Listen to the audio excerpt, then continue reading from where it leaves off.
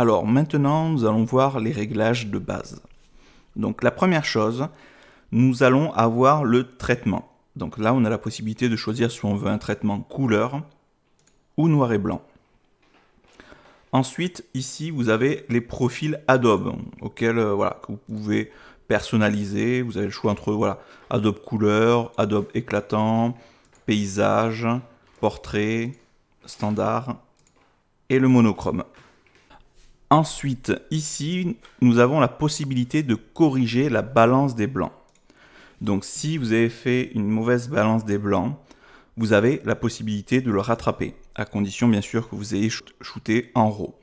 Alors ici, vous avez la possibilité de choisir soit automatique, pour que l'ordinateur détecte automatiquement la balance des blancs, sinon vous avez la possibilité de la laisser telle quelle, ou un des paramètres prédéfinis, donc lumière naturelle, temps nuageux, ombre, tungstène, fluorescent, flash ou personnalisé.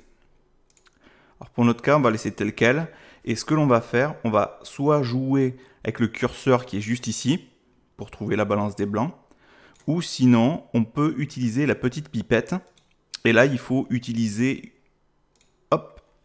une partie blanche de l'image, comme ça on est sûr de pouvoir faire une bonne balance des blancs. Donc ici, vous pouvez la faire soit en agitant le curseur, soit en rentrant une valeur bien précise.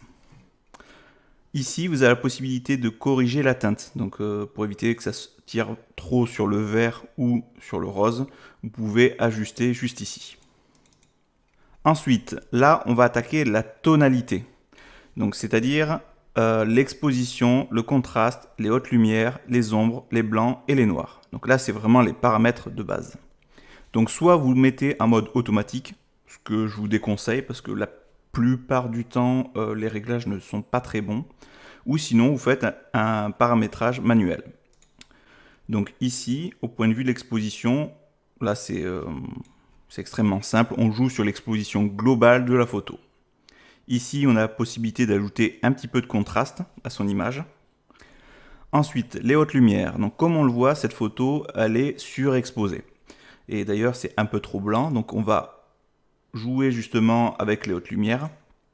Et je vais abaisser un petit peu l'exposition pour avoir quelque chose un peu plus juste.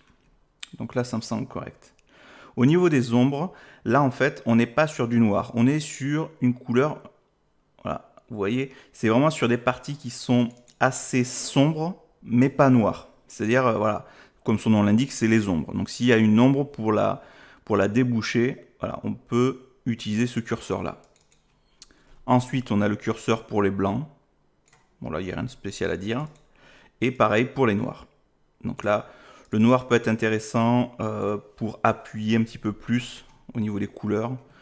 Ça peut être pas mal en fonction des conditions. Ensuite, dans présence, alors là, on a la possibilité d'ajouter de la clarté. Alors la clarté, ça va être du micro-contraste. Donc là, on va le voir un peu plus sur des toutes petites parties. Si vous regardez, là on va à l'extrême. Donc on a la possibilité de mettre du négatif. Donc avec le positif, on va appuyer sur les lignes. Ça va être vraiment du micro-contraste. Et à l'inverse, justement, si on fait du négatif, ben, on aura tendance à flouter justement ces lignes, à les rendre moins nettes.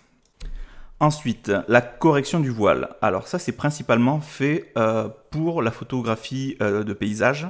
Parce que très souvent, si vous faites des photos de montagne, on a tendance à avoir un voile juste devant vous. Parce qu'en fait, comme on a une grande profondeur de champ, automatiquement, on a l'humidité qui est dans l'air, etc.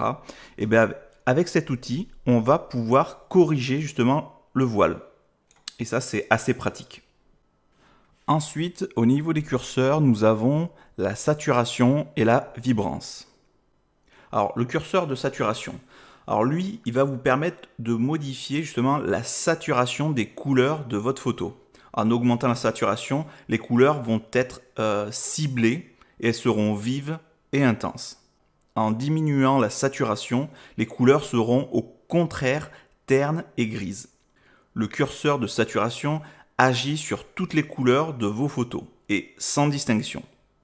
Le curseur vibrance, lui par contre, agit lui aussi sur la saturation des couleurs de votre photo, mais pas sur toutes les couleurs. En effet, il faut savoir que ce réglage n'affecte pas les tons qui correspondent à la peau. Alors, les tons orange et rouge seront donc moins affectés que les autres couleurs de votre photo lorsque vous utilisez le réglage vibrance. Alors maintenant, c'est pas une petite astuce, c'est pas un raccourci clavier, mais en fait c'est une touche sur laquelle vous allez devoir rester appuyé. Donc vous restez appuyé sur la touche Alt et vous allez voir qu'en déplaçant le curseur de haute lumière, bizarrement notre image devient totalement noire, voire même avec des parties blanches. En fait, l'intérêt va être justement de bouger le curseur de manière à supprimer ces parties blanches pour ne plus avoir de problème avec les hautes lumières. Donc là, du coup, là on sait qu'il y a des informations ici. On sait que l'ordinateur est capable de lire ce qu'il y a ici.